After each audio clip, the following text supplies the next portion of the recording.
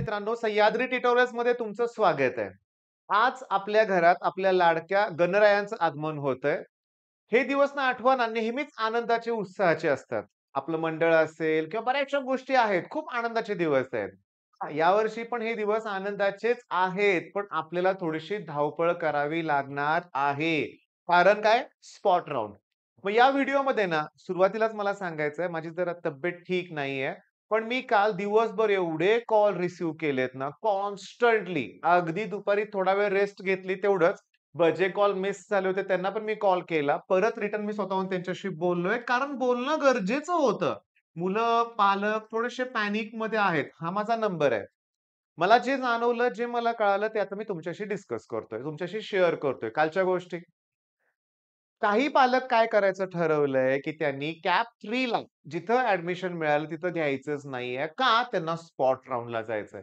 असं का? तर त्यांचं म्हणणं आहे, की सर फी तिथं भरावी लागणार आहे आणि ती फी परत दिली नाही तर? तर असं काही होत नाही. त्यांना फी परत द्यावीच लागते. ₹1000 कट करतील, पण फी देतील.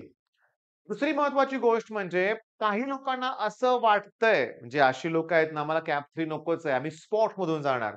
तर एक लक्षात घ्या, cap round 1 officially cap round 2 आणि कॅप राउंड 3 झाले, ऑफिशियली झाले. हा स्पॉट राउंड हा वेगळा प्रकार आहे.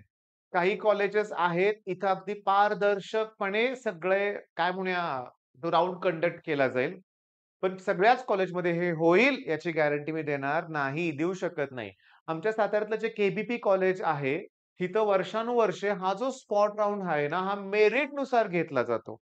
₹1 डोनेशन घेतलं जात नाही. त्याचबरोबर आणखीन काय कॉलेजेस असतील आमच्या प्रमाणे. पण बऱ्याच ठिकाणी अगोदर डोनेशनचाच विषय काढला जातो. मग ऑब्व्हियसली तुम्ही असं इमॅजिन करूच नका, की प्रत्येक कॉलेजचा स्पॉट राउंड मिळेल तुम्हाला. कुठं-कुठं जाणार तुम्ही? पण टॉपच्या कॉलेजमध्ये तुम्ही जाणार असाल, तर तिथं टॉपचे स्टुडंट ऑलरेडी तयार आहेत.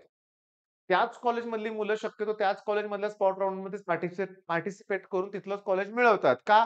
त्यांना तिथल्या इथे जमतं ना स्पॉट राउंड अटेंड करणं. तुम्ही एकाच वेळेस कुठे जाणार असा प्रश्न आहे की नाही बाळांनो? बरं म्हणजे मुद्दा काय मला सांगायचा आहे, की कॅप राउंड 3 चं ॲडमिशन कन्फर्म करा. करा. एक लक्षात घ्या, ते पैसे मिळतील तुम्हाला रिफंड. आणि सगळ्यात महत्त्वाचं, मी आता कुठल्या कॉलेजचं नाव घेत नाही, पण एका मुलानं मला सांगितलं, की स्पॉटला पण आता ते कॉलेज 2,000 त्यांनी फी ठेवली आहे. सेलची फी किती आहे? मग कॉलेजची फी 2,000 तेही ऑप्शन फॉर्म भरून घेण्याचा प्रकार करतायत. हे जरा पालकांसाठी त्रासदायक आहे हे आणि ऐन आपल्या सणासुदीच्या दिवसामध्ये ही धावपळ करावी लागणार आहे. बरीचशी मुलं निराश झालेत, मी काल बघितलं, की नाही सर मनासारखं कॉलेज मिळालं, काय करू? बरं एका स्टुडंटचं तर असं म्हणणं होतं, की सर मी आलोय कॉलेजला ॲडमिशन घेतलंय कॅप 2 नंतर, पण मला आता करमत नाहीये.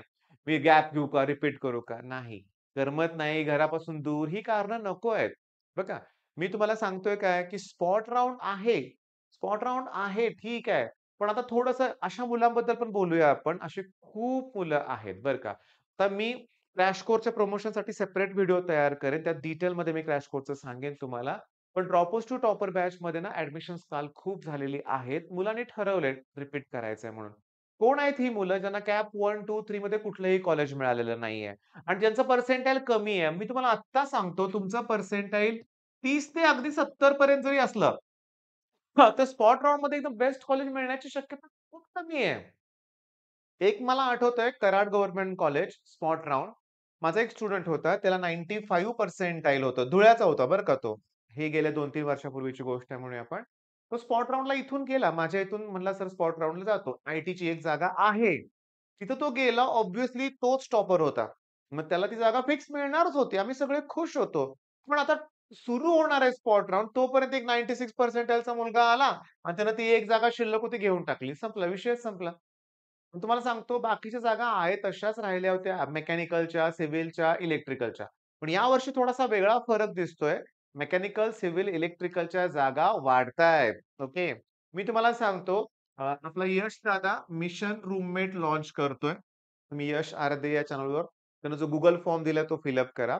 आणि होटझी असं माझं प्रोनान्सिएशन जरा थोडंसं गडबड होते बरं का नेहमी. तुम्हाला सांगतो ए-आय-एस-एस-एम कॉलेज आहे तुम्हाला माहिती आहे. तिथं लौकिक पाटील आणि त्याचा एक मित्र जो आपला क्रॅश कोर्सचा स्टुडंट होता.